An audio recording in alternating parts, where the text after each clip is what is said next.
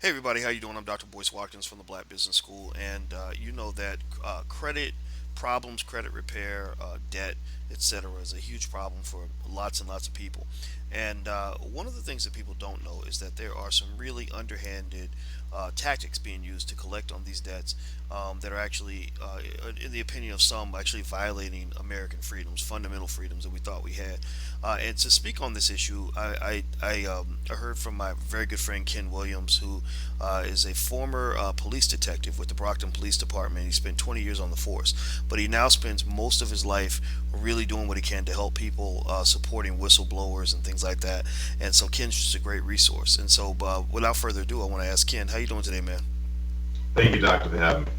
I'm glad you're here. I'm glad you're here. So you were telling me that you had been doing some work and some investigation on some pretty shady tactics being used by companies to collect debts from consumers.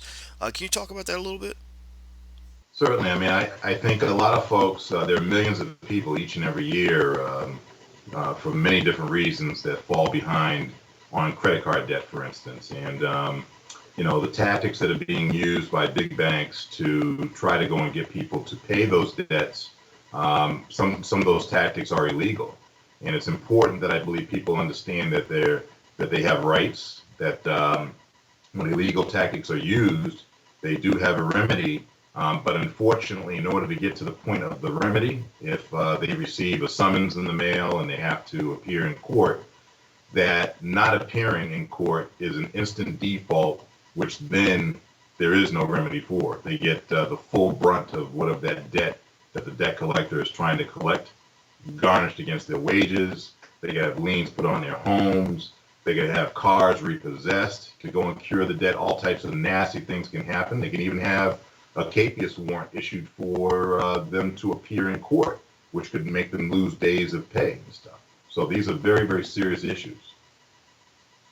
Interesting, interesting. So basically, it sounds to me like you're saying that they're sort of using the legal system to find ways to really strong arm people into paying things to pay more than what they owe first and foremost, but then also losing things that they need, and which kind of puts them in a deeper hole.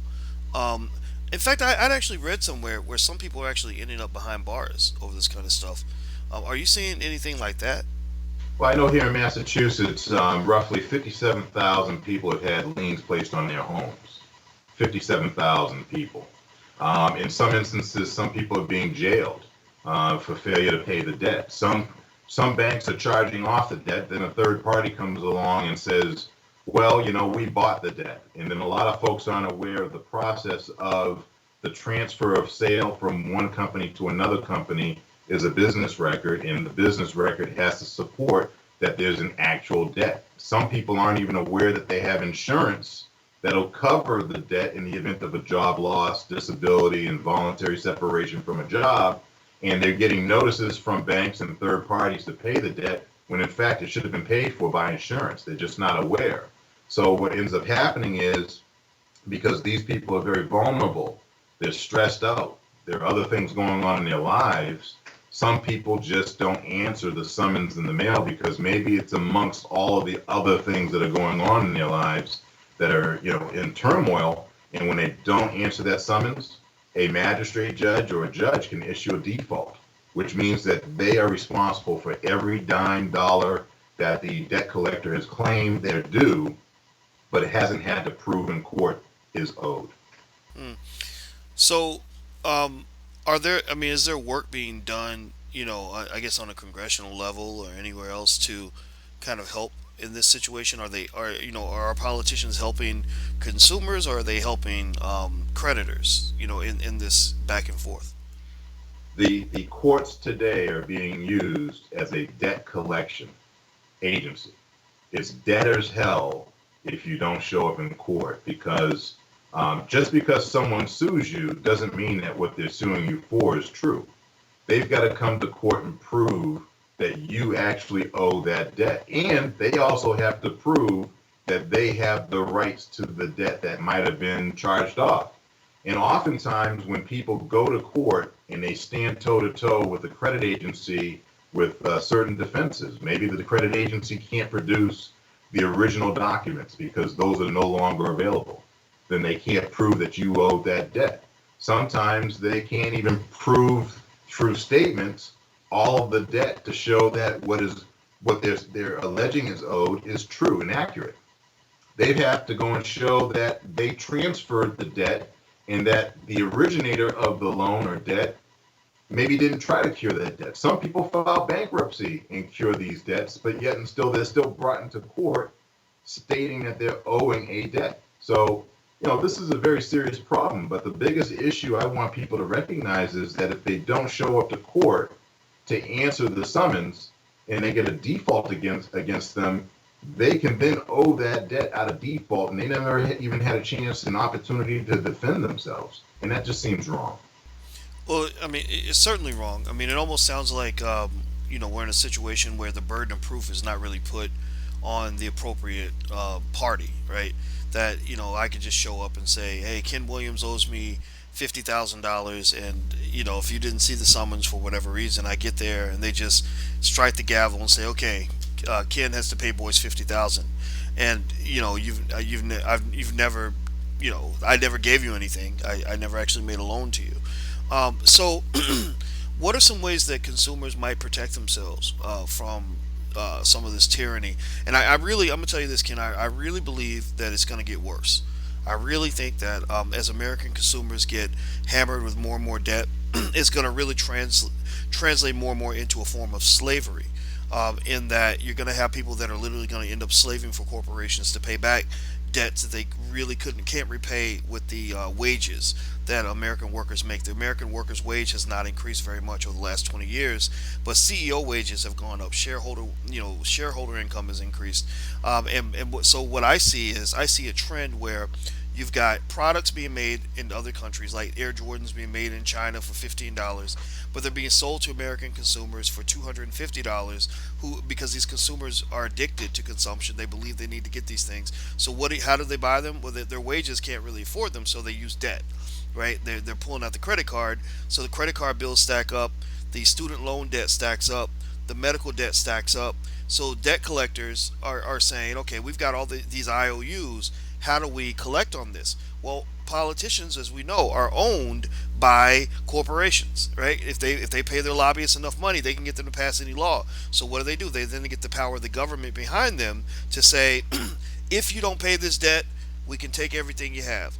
If you don't pay this debt, we can issue a warrant or some other kind of warrant on you for some sort of contempt of court or something, right? And then somehow you end up in jail. So we're not directly incarcerating you for owing a debt. It's not a true debtor's prison in the purest sense, but it becomes a de facto debtor's prison because the poorest people, the ones who are struggling under the debt the most, are the ones most likely to be hit by this. So I think I really believe it's going to get worse. Based on what you're seeing, I mean, do you think there are any ways that consumers can really sort of fight back on this on a personal level as well as a collective level? I think collectively, having these discussions in public about this major billion-dollar industry that is just trying to rape people of their money, of their wealth, and garnish their wages and take their money and take property and stuff like that. We have to have these open discussions, but at the same time, we have to empower people with the true knowledge that they can fight these things. I mean, think about it today. If tomorrow on Monday court opens and let's say tomorrow was a day that the civil process proceedings were happening, if all the people that showed up that had a summons to appear showed up and said, I want a jury trial, what would that do to the backlog of the court? It would basically freeze the court. The court would have to listen to every single argument. That's one issue that the courts don't want to deal with, and that's an issue that the creditors are hoping that people don't do. But that's their right. It's their right to go and be able to go and challenge these type of tactics to collect on things. And what I want folks to understand is that there's what's called a forward flow agreement that flows between the bank and the third party. And oftentimes in these forward flow agreements that I've read, it'll say that the debtor is collecting or acquiring this debt for pennies on a dollar. So if If the person who is said to owe a debt owes a couple $1,000s in a credit card bill, the debt collector third party is acquiring this debt for less than $100 in most instances. But yet, if you default, they want the $2,000. So for them, it's a get rich quick scheme because a lot of folks will default.